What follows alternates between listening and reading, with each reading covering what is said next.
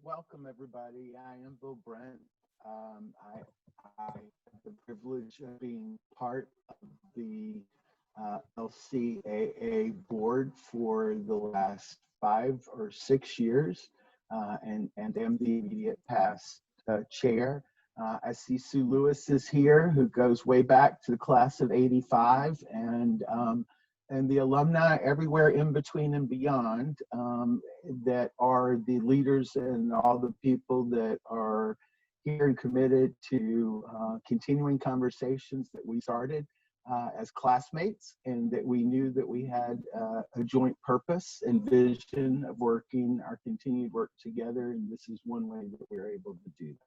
So thank you for being here, and thank you for Andrea for facilitating this and leading us through this discussion. Thank you, Bill. And I will also give space to, I see two more board directors on the call, Scott and Shalomith. I will yield to them to say anything if they have anything to say, starting with Shalomith. I appreciate all of you all being here today, and I think, as always, this topic is spot on, and I feel privileged to be part of a community that is willing to have these conversations, and I think that these types of engagements is what is going to make the coming years the most successful for our community. So I appreciate being a part of this, and thank you all for attending. Thanks, Shalomith. Mr. Hambler. I don't have anything prepared, but I'll just echo the rest of y'all and say thank you for attending today.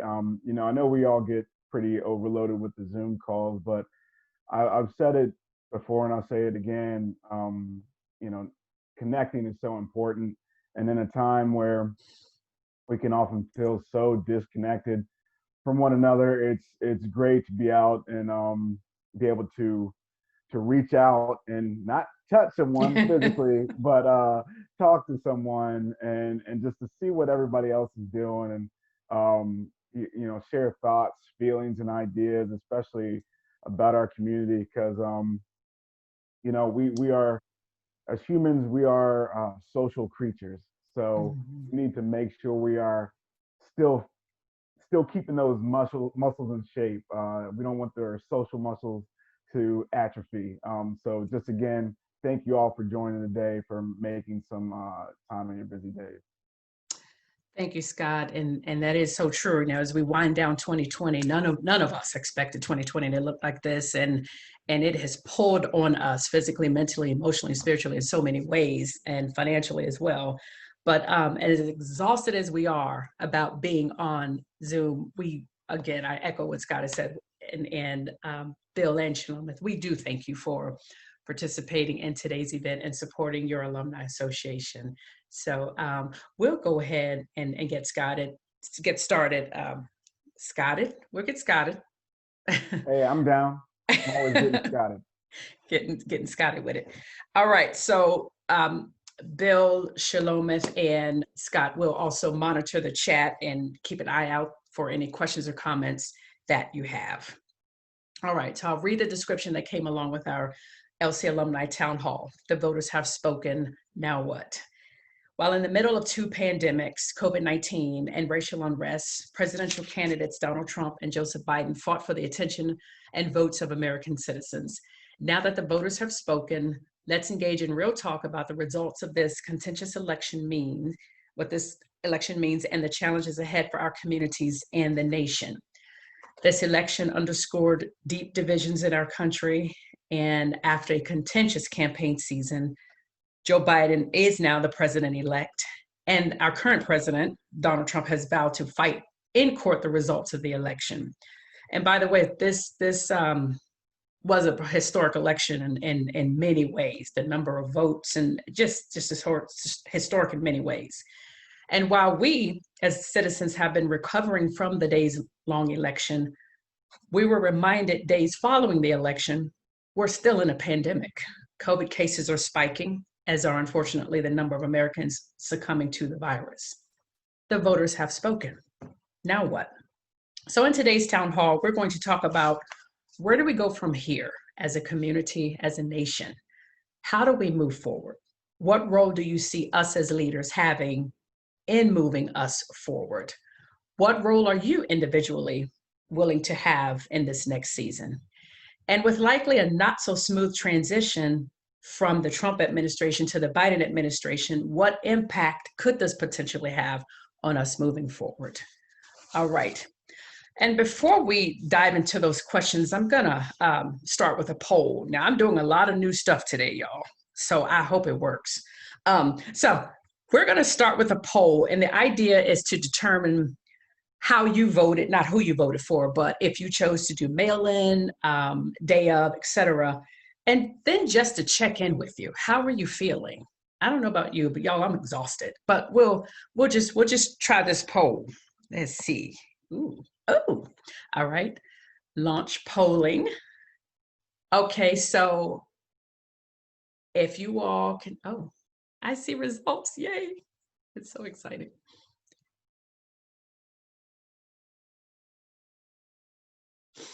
If you voted, how did you vote? Okay. Okay. So the majority of everyone voted early in person, 62%, and 8% did mail-in, and 31% showed up on election day. Okay. Yeah, I don't think I can vote since I'm a co-host, but I also voted early in person. Okay. All right. Oh, that's a good point, Scott. That's right. We can't. All right. So would you all like, well, do you want to see these results or you're okay? Don't you? Okay. I guess I'll exit out. Yeah. Yeah.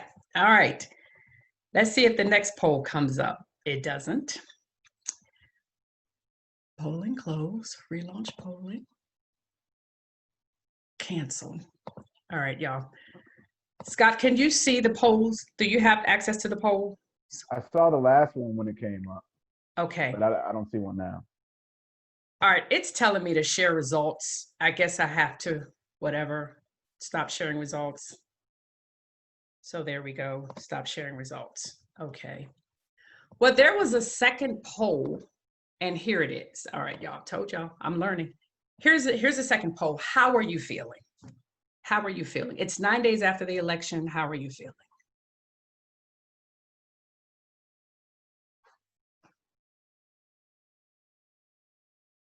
Y'all see this one? Oh, sorry, I forgot to launch. I told y'all, there we go. I am learning on the fly here. That's not it. We went back to the first one. There it is. There we go. Okay. All right. It's 9 days after election day. How are you feeling?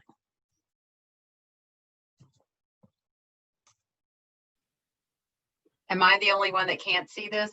Okay. No, I can't see it either. All right, y'all. There we There go. it is. Is that it?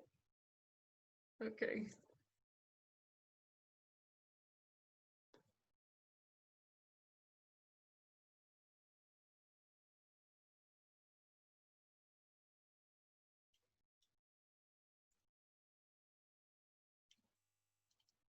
Exhausted, relieved, happy, excited, hopeful, cautious, confused, sad, depressed, angry, and you just don't want to know. All right. Okay. All right. 46% said they're exhausted. I feel you. 31% relieved. In polling, let me end the polling and then share it. These are the results here.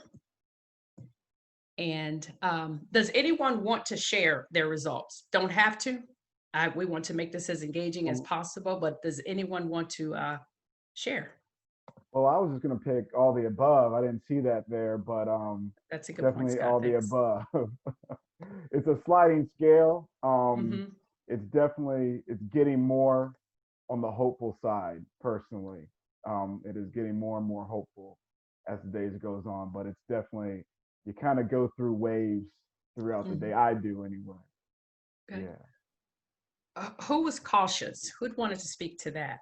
Again, don't want to put anyone on the spot, but That was Happy me, to share. Andrew. Cautious one. was that you, Sue? I was cautious. Somebody else was cautious. I wanted to combine cautiously hopeful. Cautiously hopeful. Mm-hmm. That's why I put both of them in there. But yes, I'm cautious. I want to wait and see how everything is in fact going to turn out at the end. Okay. All right. I feel cautiously angry. I'm angry that so many people voted for Trump. I'm cautiously hopeful, but I know that a lot of the seeds of the issues that led so many people to vote for Trump are all still there. So. Okay. All right. And I appreciate you all sharing your, just being honest and candid about it. We're in a safe space here. We're all part of the same organization. So thank you so much. Someone shared angry. Would you like to speak? Hey, Andy, this is Lucas. Hey. I'm the angry one. Hey, Lucas. I'm angry about the state of our democracy, how weak it is, and how many people continue to support and pander to a sycophant who's leading the country. So that's where my anger comes from. Okay. Thank you. Thank you for sharing that. But right. Lucas, why don't you tell us how you really feel? So. I think you got it, Scott. Anyone sad?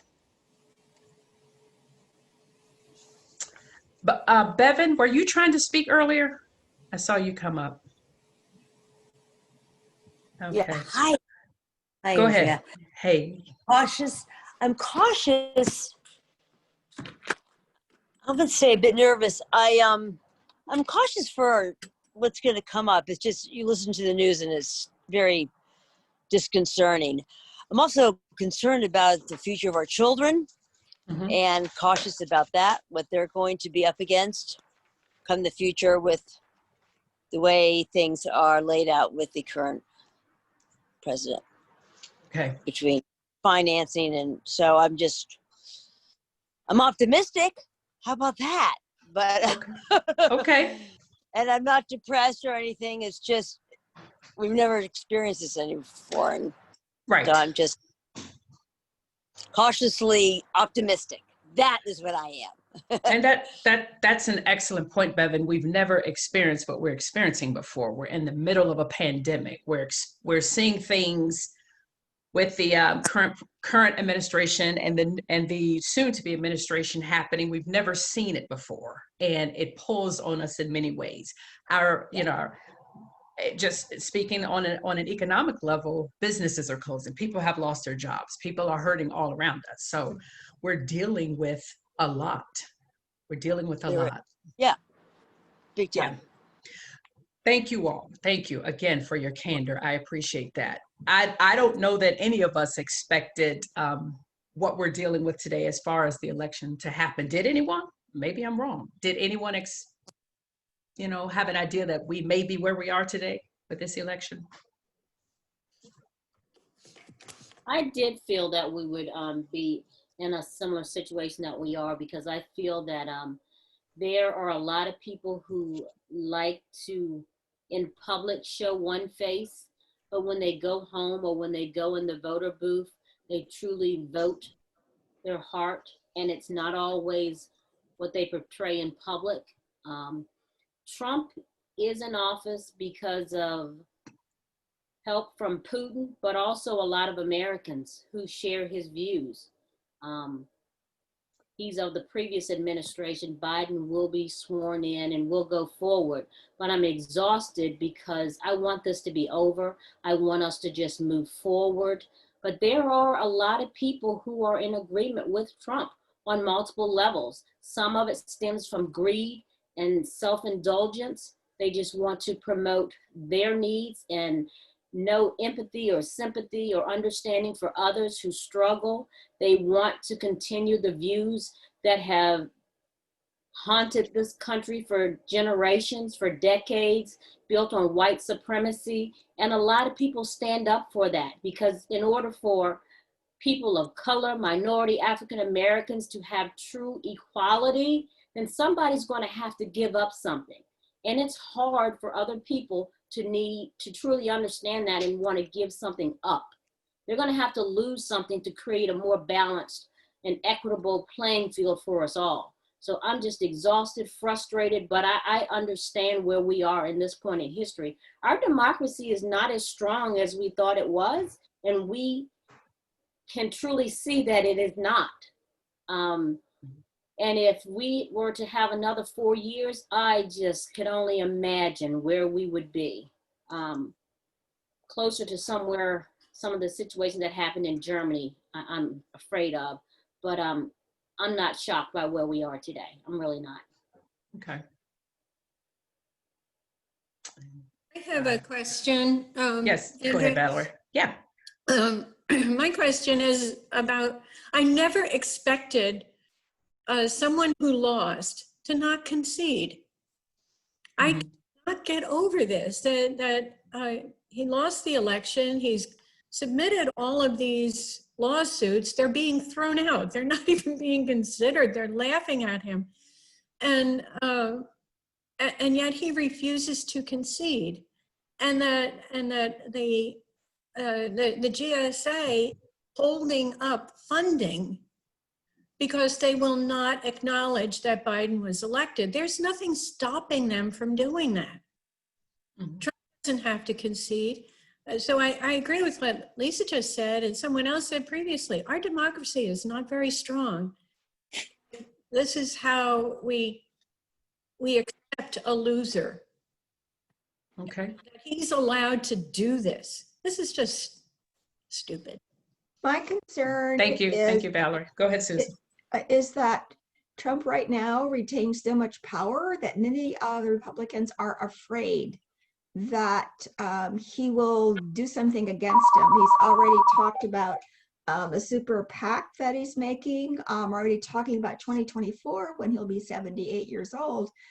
But if the Republicans, some of the leaders, don't have the backbone to say, yes, you lost, Donald, figure out what your legacy was going to be, but to have many commentators commenting on how Trump has cowed so many of his leaders and the leaders of the Republican Party. I don't understand it, and I think it's very scary.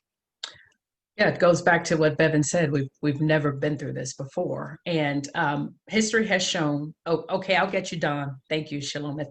History has shown that previous one-term presidents have done the right thing and conceded. And what we as citizens of this country are realizing every day that we have to go through just a little bit more stuff, if you will, because the president has shown that this will not be a peaceful transfer, if you will.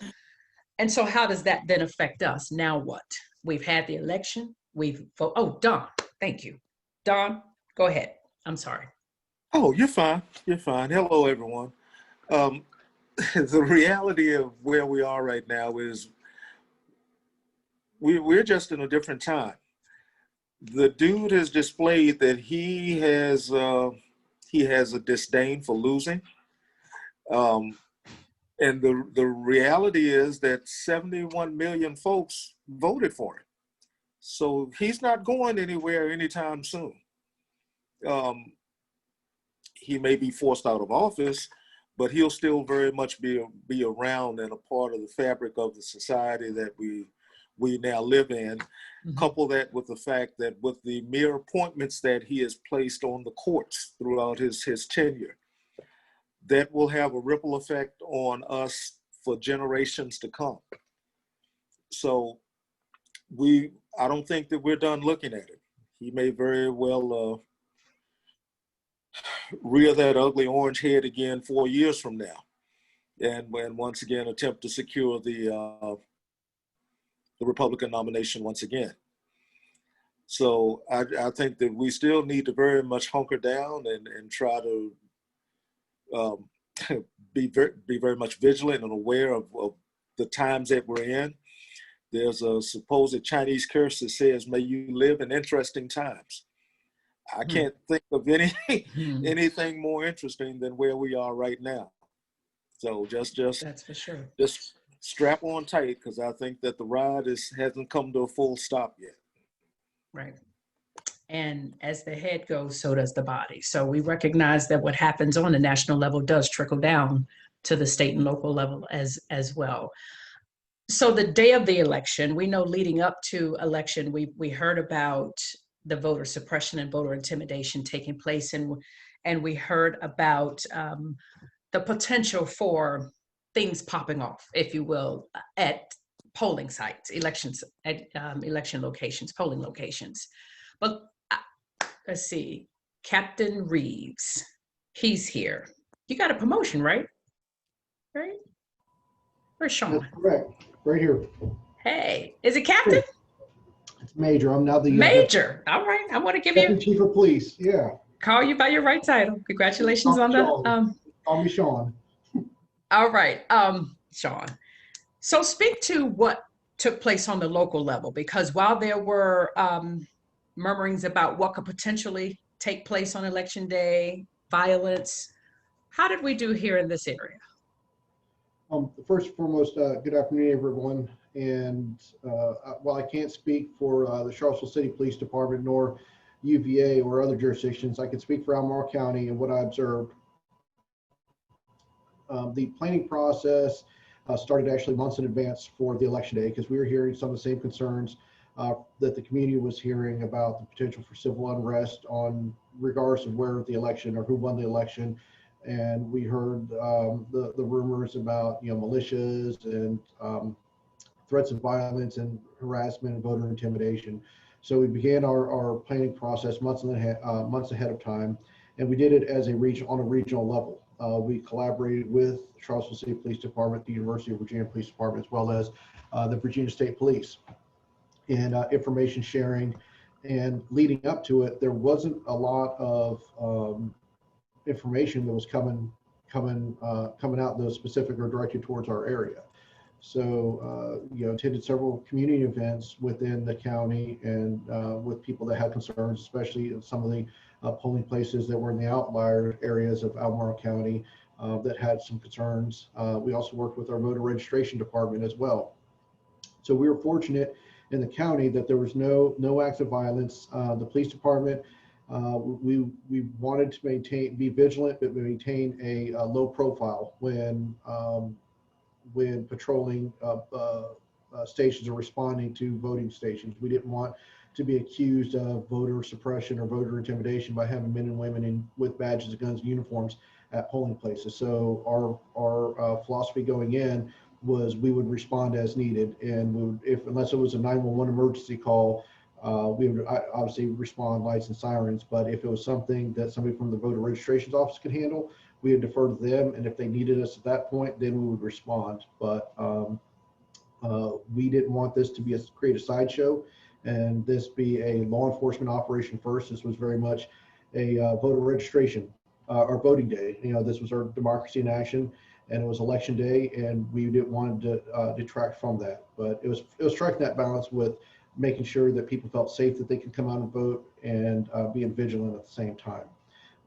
There were no incidents that I was the incident commander for Albemarle County that day. We were communicating with the other jurisdictions throughout the day, and the only complaints that we received were just a few speeding complaints through some of the polling stations, and people driving through with flags and honking horns that caused unsafe. But there was no civil unrest in the county, and we were very fortunate of that. So I was very pleased with the outcome.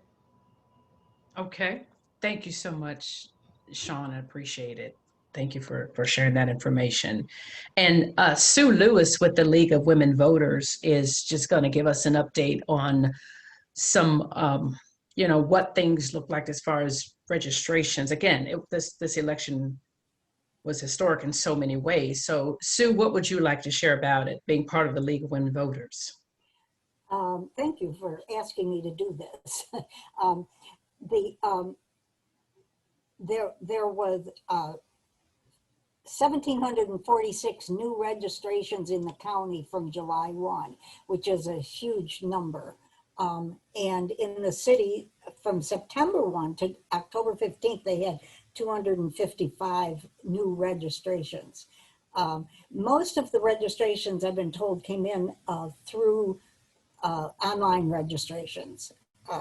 But if you saw the Daily Progress article this morning on record turnout, I'm not going to repeat any of those statistics but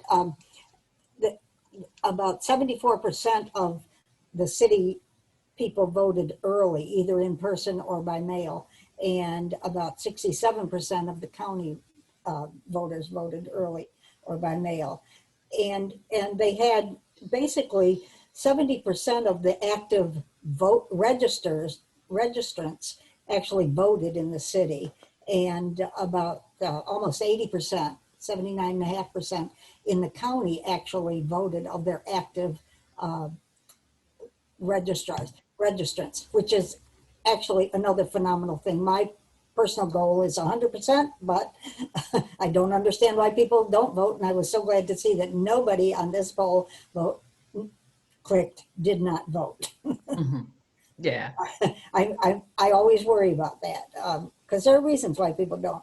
But one of the things I thought was interesting was that how many election officers the city and the county had to add. Basically, they added a lot of election officers. They had over 200 in the city and almost 400 election officers in the county, which is a huge number of people. More were needed for the early voting than were needed actually at the polls on the day of election, which is interesting. The polling places in the city in particular did not see record turnouts. They saw good turnouts, but they didn't see record turnouts. All those records were done by mail-in or early voting. And I don't know if anybody was downtown the last Friday and Saturday before early voting closed.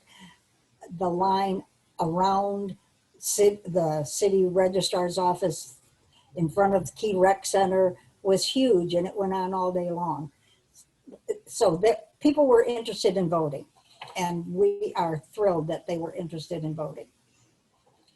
And I do think that we're going to see this, some of the emergency legislation that took place that allowed for all this early voting and some other things. I think some of that is going to become permanent. Okay.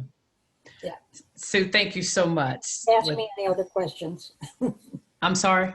Ask me any questions you might have. Okay. All right. And just feel free to chime in also. All right. Thank you. That's Sue with League of Women Voters. So the questions out there are, where do we go from here? There are questions surrounding the election. Where do we as a community go? What roles do we individually and collectively have as leaders to help us move forward? Let's just take it one by one. Where do we go from here as a community, as a nation? I actually think this community does a really good job of one, controlling elections, getting people out to vote, advertising. Both the city and the county were really on top of giving people as much information as they possibly could absorb, I thought. I think this community is invested in voting. I do think as community people, we need to pay attention to the costs of doing all of this and support our election officials as they ask for increased staffing, which they're going to need, increased spacing, particularly in the city. The city spaces for voting are terrible in some respects, and new infrastructure, making sure that all of the technology is here. So if you're watching your city and county budgets and see election things, support them. Mm-hmm. Well, and even at the top of the program, when I mentioned as soon as the election day was over, the next day we got COVID numbers. So we're still living in a society that's being tremendously impacted by COVID. People are dying around us. We're concerned about our children in school. So we're still carrying a burden of, if you will, how do we move forward with all of this? Who can help us? Who can answer how do we move forward? I'll chime in real quick. Just about going forward, like what can we do as individuals and people? One of the biggest things that I see is we have a lack of communicating with others, especially with as big as the online community and social media is getting. We're creating a lot of in-group communication and not extending. That's why if I look at my circle of friends, that everybody's voting the same way. And then you look at there's still 70 million people that voted either way. 70 something million people that voted either way. So and the space to have those conversations isn't online because it's faceless generally, and it lacks a certain level of empathy for everyone, and even myself included. If somebody's not in front of you, then you might feel more emboldened to say something you wouldn't say when having a conversation in front of somebody. And I found that in having conversations one-on-one with people or with small groups in person, you see more of the humanity in them, and what you might assume of them isn't the whole story. I think that it's gotten compounded that we're not out and about, meeting new people, talking to non-friends in public. Everybody, when you go out, hopefully you have a mask on so that you're not as likely to carry on a conversation with a stranger, which makes sense. So I think that's why all these situations have multiplied each other and has really magnified our issues. So I'm hoping if we can move forward with this COVID thing and kind of make it put in our rear view, hopefully with some good solid leadership, we can nip this thing in the bud like other countries have been able to do, and then we can start communicating with people that aren't directly in our circles. Thank you, Scott. Anyone else want to add? Susan? Yeah. So I read in the paper this morning about the 10 million per year set aside for housing, and I think there are so many inequities in housing. And I know there's a lot of things going on at a higher level, but I think a lot of the challenges are very local. So one of the running groups I'm with is the Prolifics, which is started by Ralph West Bellamy. And it's just, there's about 40 or 50 of us that meet at 6 o'clock on several mornings a week. And it's just really interesting to hear the perspective of Wes and his friends about what the challenges are. It made me a lot more aware, and we run through the Black neighborhoods because they wanted all of us to be aware. And one morning, one of the guys said, I got texted last night, one of my friends was killed in one of these, in the Black neighborhoods. So, being open and having the context to hear the other side of the story, which had I not joined this running group, I would have had no way. And it's the friendliest running group I've ever been with. I'm not the world's fastest runner, but they always make sure that there's nobody left behind. So it is such an inclusive group, such a good experience. So Susan, just expounding on that, because the Prolific group has grown a lot. It's grown a lot. And how is it that you can be part of that group? What you said, it's diverse. People get along, people help one another, but we see something totally different. So is it safe to say that we actually are better people than we're portrayed? Or are we really bad? Or is it isn't bad? Well, It is I bad. think, okay, so I'm a researcher. I think the sampling issue, because joining the prolifics is self-selection. And it's people that are interested in finding to Just a talk minute. with, make it. Go ahead, Susan. Go ahead. I muted him. Okay. So I wanted to reach out to learn from people that I would not have any contact with in any other way. And it's been a really good experience. I run with them every Friday. We meet at 6.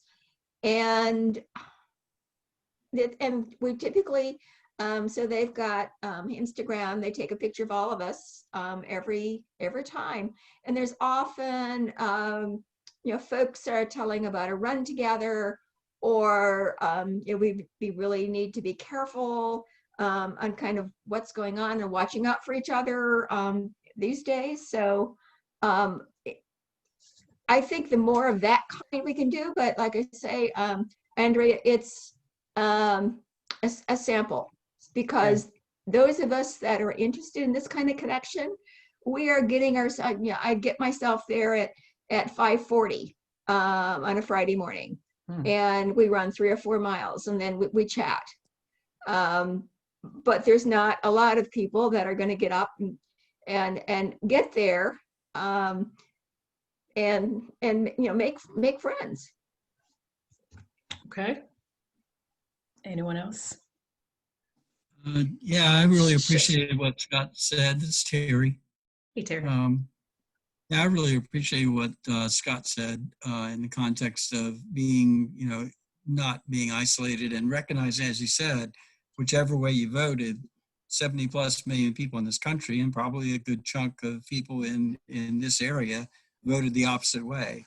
And it's I think one of the things that we really need to do is understand, if you're in business, you need to understand where your customers are coming from, and where they're, what are the motivations and the ideas. And it may be that some of those things that they basically want are not so much different than things that we want. So where can we find, try to have some empathy and understanding of where someone comes from on the other side, recognizing that they're also a big part of our community as well. I'm sure that in this community and within the city limits, and that's probably true around the country, that there's more people are Democrat and local, and more rural or Republican. But the reality is that there's people on either way. And I think going forward, one of the things we talked about getting the pandemic behind us. One part of that, I think, is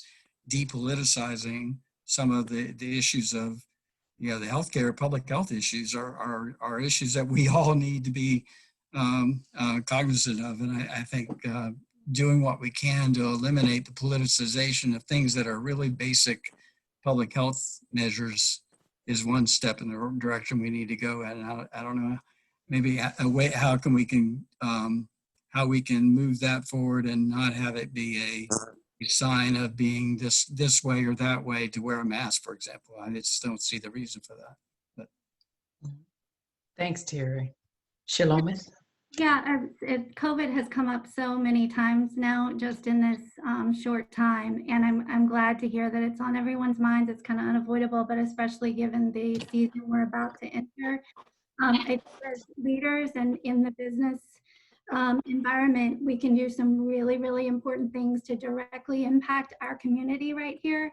One thing is to encourage our companies, and if we have safety and health managers, to be really aware of the current guidelines the CDC has put out about travel plans and gatherings for families over the holidays. They've got some really specific things to consider in terms of measuring the risk of travel and your gatherings and who's coming to visit, and ways to do so safely. And then I want to plug to the Virginia Department of Health. The Thomas Jefferson Health District has a very helpful weekly dashboard. So for the week ending Friday, the previous period, it does kind of a overall view of where the trends are heading, and based on the UVA model, what's out ahead of us. And I think that businesses, especially those with frontline workers, really need to be really informed in the coming weeks and months, because this is a very regional issue. And so this is one of those areas where, you know, Biden, as the president-elect, has inherited a mess, and it's going to be hard to turn this around. And so the more we can focus locally in our community, the better impact we can have, you know, directly here in Charlottesville and the surrounding counties. Excellent point. Excellent point. It's easy to get caught up on what's happening on the national level, but right here, Susan said it, we need to be mindful of what's happening on the local level as well, and getting involved there and making sure we know what's going on as well. So any other questions on that? Can I say something? Yes, Lisa. Following up on politics is local. And as you just said, we can get tied up on the national level, but 100% we need to stay engaged on the local level. And I currently serve on the steering committee for the comprehensive plan. And earlier this week, we had discussions over the draft, the affordable housing draft, and it involves public housing, home ownership, and a large number of the population that's going to be affected by those decisions are not showing up. People of color, African Americans, those communities who are going to be directly impacted by those who don't look like, the majority of those who are inputting don't look like that community. So if I could say anything on this particular call, get engaged in the decisions that are going to affect you locally, especially around the housing situation in the city of Charlottesville. People are inputting their comments, their advice from Albemarle County and the city. So communities of color, get involved, show up, be a part of the conversation. This is, again, a part of your local government. We can participate on the national level, but also remember, you have more impact on your local communities by getting involved. And those conversations are going to be held on the website, on Zoom meetings. You can, if you don't have computers, they even have a phone line that you can call into. Show up, participate, be a part of the conversation, because it's too late after the decisions have been made. Thank you. Excellent, excellent point. And that takes us to a question that one of our board members has. Shalomith, I'll turn it over to you. Thanks, Andrea.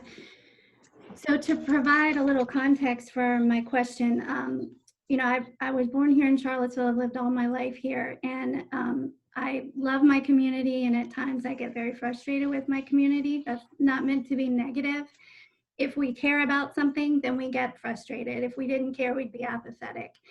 But I will never forget the moment on Saturday when my husband and I were sitting on our back porch to try to disconnect a bit from watching the news constantly. And at whatever time of day it was, when they called Pennsylvania, the collective cheering that went up from every house on our street, and the cars driving by honking for a solid hour, which would start up another collective cheer. And I was thinking, this is a wonderful day to be in Charlottesville. And I had tremendous love for that feeling and living in Charlottesville and being a part of this community.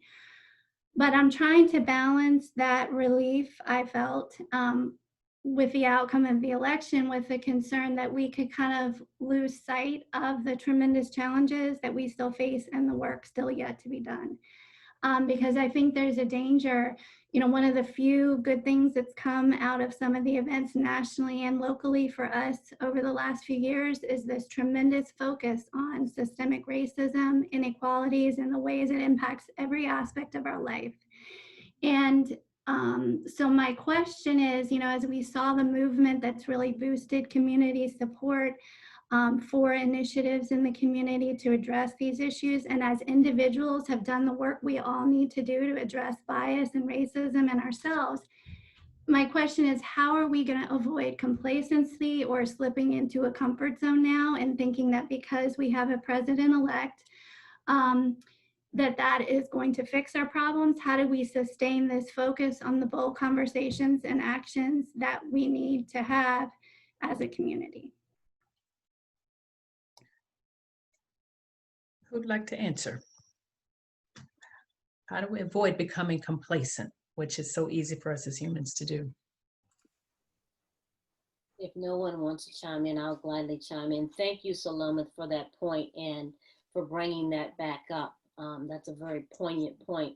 I'm working with a lot of different organizations to make sure that that conversation doesn't go to the side, to make sure that we continue the movement and not just let it be a moment in time. And that is making sure that the employers, the employees all remain engaged, not just within the family environment, but also your employers, your employees, having those conversations, setting up task force or committees to talk about how your company is carrying out its best policies, its best practices, and truly have open, honest conversations around race to make sure that when you are deciding to accept an application or to grant a loan, what are the guidelines that you're looking at? Is it continuing systemic racist practices? Or are you looking for a perfect candidate that only has had certain experiences, and their experiences is only based on their education and not considering their life experiences that can tie in and equal out just the same? So working with employers, bringing that conversation on a professional level and not just in the homes, and setting up committees that are tied to budgets to make sure that it is an annual and a sustainable conversation that you have throughout the years, throughout the year, every day. Once you get at a point where you feel that, oh yeah, we've had that conversation and we feel good about it, that's good. Now what's your next step? And how are you tying it to your budget, your annual budget? Conversations on race, your how to make sure that your practices are not continuing biases. And even if you need to bring in an expert, bring that expert in, but make sure your company have very basic conversations in the beginning to start to unravel and do some of that hard work with having honest conversations. Because if you say that you're an organization that services certain communities, but yet everyone on your board doesn't represent anybody from that community, that's a talking point. That's a point where you need to start having conversations. Are you truly able to represent communities where nobody on your board looks like anybody from the community? So representation on your boards, having equality on representation in your board, equity and representation on your boards matters. So I hope I've been able to share some light on how we can move forward and keep that movement going so that it doesn't just become a moment in time. Thank you, Lisa. Anyone else want to speak to the complacency piece? I'll chime in just real quick here. Yeah, just to echo what the others were saying, there's a bunch of ways to get involved. Charlottesville has a wealth of nonprofits and organizations, and right now, like I don't know what everyone's time is, but you're able to, like this here right now, it's a little more convenient than meeting in one particular place, so right now is a great time that we can meet on Zoom, and you can kind of use your time a little more efficiently speaking with other organizations. I know for myself personally, the last 5-6 months, I've had more meetings on average than I ever have in my life, because I don't have to drive there. I can, just pop it in my office, turn on the computer. Maybe my kid gets on my lap or something, but people get it, but really it's just part of being a part of that conversation. Sometimes I'm just in rooms and I'm just an ear, just trying to learn like about a process or how an organization works. And so I can take that information forward. But there are a lot of ways to get involved, and if you are unsure about how or where your skills would help, just reach out to someone in this network, in this community. We'll plug you in somewhere. Absolutely. Thanks, But Scott. to sustain those conversations need to be everywhere, including your employers, not just in realms of nonprofits. Nonprofits are guilty of some of this as well. They say that they're out to represent a certain socioeconomic class, but yet they have no one of color on those boards. So these conversations need to go beyond settings just like this. They need to be in the boardrooms. These conversations need to be at the boardrooms, and budgets need to be tied to them if they're going to be sustainable. And that's where we as leaders need to use our voice for sure. Someone was about to speak when Scott started. Who was that, Leanne? I don't know if it was me at that point, but I have a question now. Sure, go ahead. You know, these forums that you have been really involved with hosting, Andrea, are they something that you foresee being able, you know, and having the bandwidth in your office to continue? I think this is a useful configuration of folks, you know, that are involved in the community in a lot of different ways, business, nonprofit, but it didn't necessarily fall to you alone or to your office exclusively to carry this off, you know, into infinity. But I'd be interested to hear what your thoughts are about how far you can see down the road of what you are able to do. Do you mean these conversations we've been having, the courageous conversations?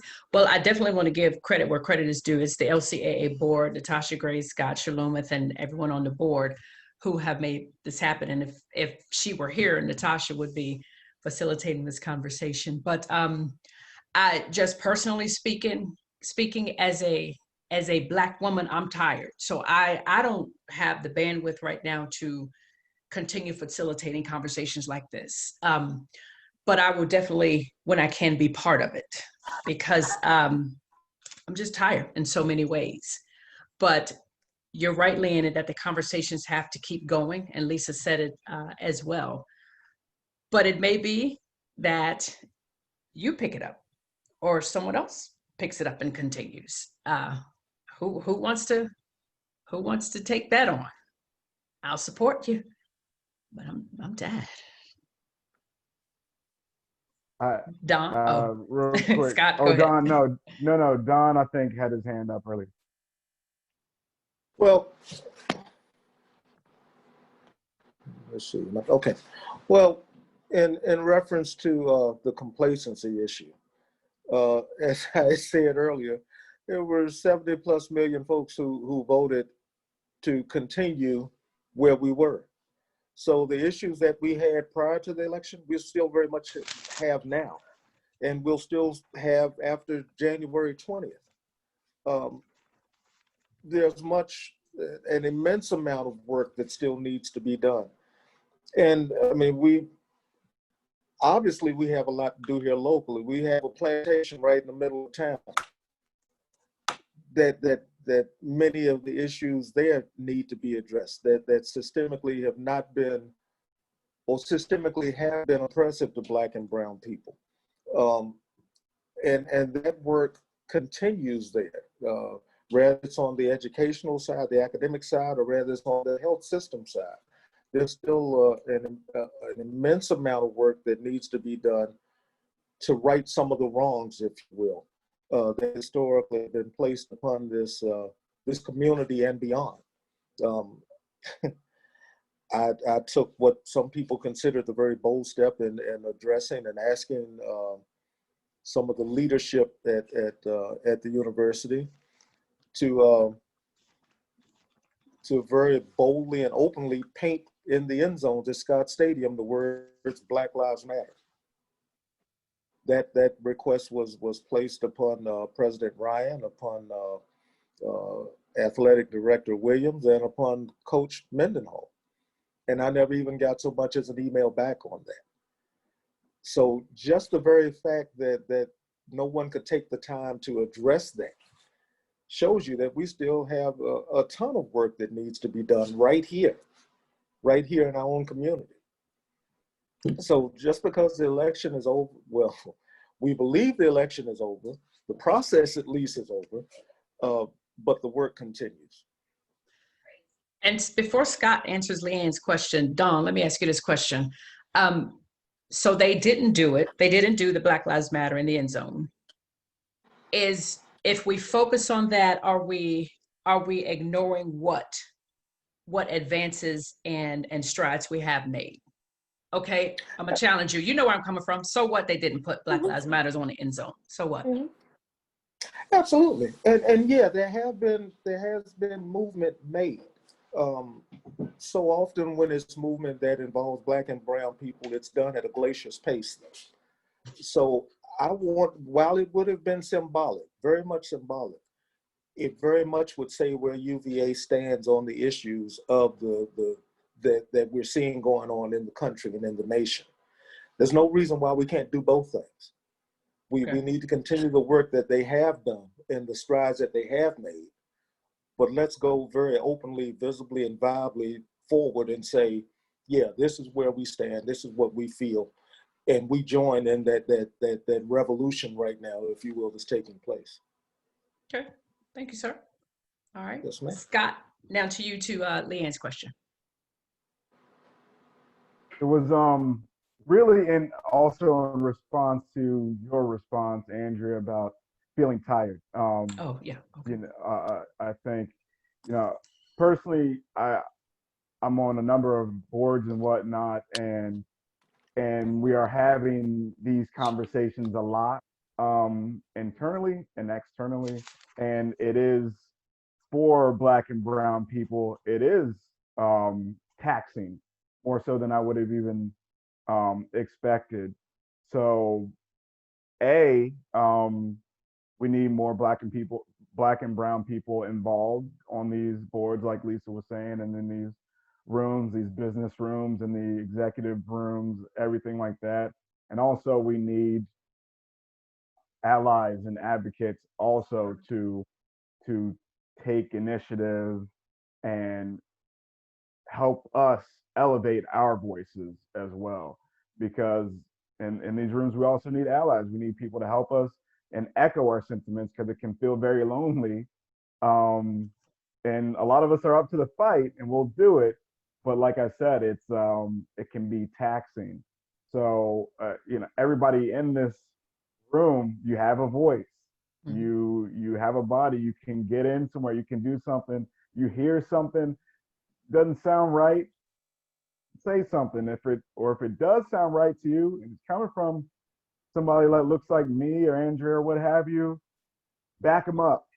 You know, the silence doesn't help. So as far as getting involved, just do what you can. We could all do a bit more. Just do what you can. Thanks, Scott. Can I add something to Scott's comment and your comment? It is tiring, it's exhausting, and it's not our work to do. It is white America's work to do. And very often when we are in the rooms having these conversations, we will find ourselves being left out, being left alone, when we know that others in the room 100% agree with us. And they'll send you an email after the meeting or text you during the meeting. Keep it up, you're doing great. But I don't need that. I need you to speak up before I speak up. That's how you can pitch in and help. You can carry it. We have burdens every single day when we walk out. We can't change the color of our skin. So that shows up before anything else shows up. So we do need allies. I would like to make a great recommendation. If you're truly up for the work and want to be an ally and allow us to sit down and just listen, read the book by Dr. Robin DiAngelo. It's called White Fragility. That will give you true insight and how you can help and understand your complacency within the system that we're trying to dismantle. And if you don't not up to reading the book immediately, she has YouTube clips of it as well, where you can look at her having like a lecture series on it. It will hopefully shift some of your mindsets. And too often when you think you're being progressive, you're part of the problem because you're not speaking up. You help me out by speaking up. When I don't have to speak up and you expect me to lead this work and you're able to do it, then I know we're winning, because your voice and you are seen way before I am. You carry privileges that I don't carry simply because of the color of your skin. So we need you to speak up. We need to be able to sit back and have you carry that load, because we carry it each and every day. Okay. So that's my perspective on that. Thank you, Lisa. Shalomith? I just wanted to follow up on my, after hearing the comments that, you know, after I posed the question, the first individuals to speak up were Lisa, Andrea, Scott, Don. And it was interesting to me because really as I formulated this question in my head, it was in an effort to hold myself and my other fellow alumni members who are not Black accountable to this issue. And I want to be clear on that, because you, those of you who are African American, you are not going to become complacent because your life does not allow you to be complacent or apathetic. It is those of us who are not Black who are at danger of becoming complacent. And so we need to be actively engaged in thinking about how we're going to avoid doing that. And I'm happy to speak offline with any of you about some of the ideas that I'm working on individually, and ways that we can think collectively about that. I just wanted to be really clear. I hope I don't offend anybody by saying that, but that was really the audience that I'm targeting in saying that. Thank you, Shalomith. And I appreciate that we've created this space for each of us to challenge one another, be allies and be supporters, but also challenge one another. And I hear that in you all. And you're also giving us the space for me to say, look, I'm tired. I don't want to take on anything else right now. So so thank you all for honoring that in each of us. We just have a few minutes left. And I just want to remind folks, as I mentioned earlier, about the economy. We still have businesses closing. We don't know if we're going to end up in a lockdown, but we're trying to get past this pandemic. We're moving towards a changing of the guard with the presidency and a new administration. Holidays are coming up. Days are getting shorter. Okay. Problems we were having before November 3rd, we still have them. And as Don said, we're going to have them after the inauguration. And we have to be mindful of this. And in all of it, make sure we're taking care of ourselves. So that is something really important. But just to be mindful of what's happening even on the local scene with our businesses. Continue to support local. And think about those who've lost their jobs during this pandemic. So if this season you can help someone, please do, please do. Before we give a call to action, which Scott has, are there any final comments from the alumni? Anyone? Andrea? Yes, Valerie. I've been quiet. I've been listening to everyone, and I've been very impressed with some of the very thoughtful and well-considered comments of the people that are on this Zoom. One of the things that I would like to ask all of you to do, I don't know if you volunteered to, before the election, if you made phone calls, did any phone banking or worked the polls or anything like that. But that job was the easy job. Once we, and I shouldn't say we, once Biden and Harris won the election, the work comes now. If you have any special talent, and Don Gathers, I am looking at you. If you have any special talents, please volunteer them to the campaign, the winner of your choice. Whether it looks like Terry McAuliffe is going to run for governor again, contact Terry McAuliffe and offer your services. Contact your local, the local Democratic Party if you're a Democrat, and offer your services, because the work is going to happen now. Just putting Joe Biden and Kamala Harris in the White House is not going to end the pandemic. We hit over 144,000 diagnoses yesterday, and they're projecting 200,000 by Christmas. That's barely a month away. I have my next door neighbor just left for El Paso.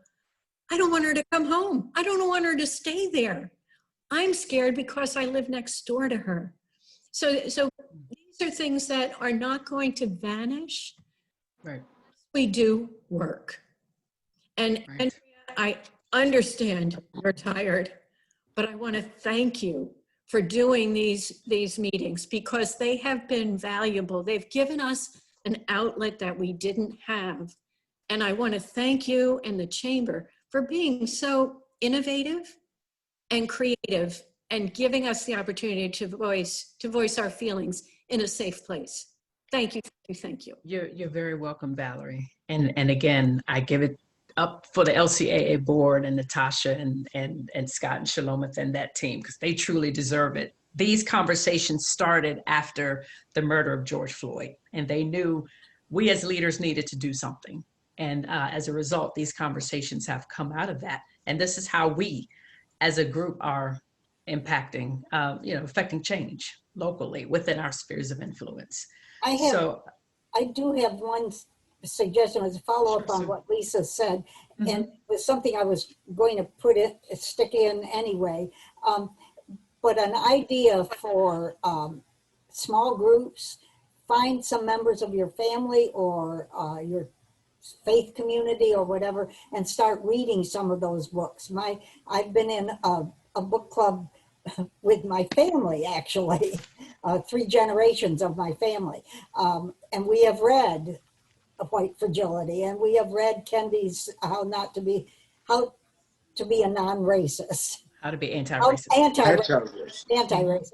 And we're now reading some silly one from my perspective, although she's speaking to a lot of people, something about growing up white or being white. Anyway, I would suggest that if we, us white people, want to learn more, we try doing it with an easy to organize book club and start reading some of those things. We haven't decided, we're almost finished now. Being White, I think maybe is the name of it. We're almost finished and we haven't decided yet which one to read next. So maybe Lisa, let me know which one we should read next. Thank you, Sue. Okay, I'm sorry. Real quick, Susan. Okay, the UVA Book Club is doing exactly that.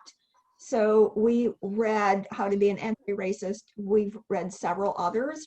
The Underground Railroad, we're looking at more of Colson Whitehead's book about all the issues in Nickel Boys.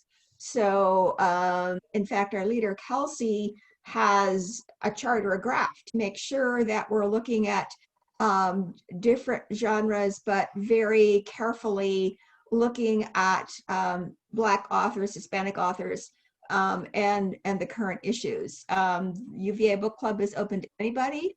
We do it virtually. So that is a place, and Kelsey is a really fantastic facilitator. And so that would be a place to read those books. A friend gave me White Fragility, and I'll be reading that relatively soon. Okay.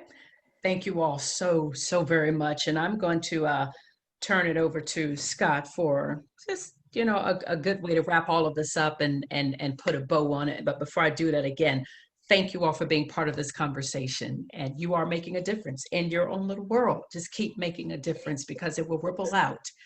And I just appreciate all of you. All right, Shalomith and Bill was on the call. He had to step away. Thank you, Board of Directors, for our directors for supporting this. And I'll turn it over to you, Scott. Thank you, Andrea. I wanted to share a quote I heard recently by the incredible Dave Chappelle, comedian. It really stuck with me. He said, all politics are local. Community is everything. Can't change the world, but you can make a corner of it pretty nice. That really struck a chord with me because, you know, thinking about our area and thinking about the country as a whole, it's like as a Black man in America, like, where's the best place that I can live? Where's the safest place for my family to live? And honestly, there's no one perfect place. You know, there's not one perfect safe place that I can think of that I've even heard about. You know, but I'm from here, focusing on where I come from, where I live, what can I do to make it as best as it possibly can. And so the challenge is to you all and to anyone I come across, what can you do to make the place where we live nicer? And you don't have to answer that here. Just take it with you. Yeah, just take it with you. What's the question, Scott? My question is, what are some ways we can make our corner of the world pretty nice? That's all. Just pretty nice. You know, what's thing you will do or continue to do to make a positive difference in our community or our sphere of influence? What is an actionable item that you can take and do and take with you today, tomorrow, the next day, going forward, and to always have that on front of mind? Thank you. All right. What happened in August of 2017 wasn't an accident. We were targeted. They saw our weaknesses from the outside and targeted us. And that scares the daylights out of me. So what Scott just said, we've got to do it. Get involved, stay engaged. And I will share this real quick because they're both on the call and I have to give them a shout out.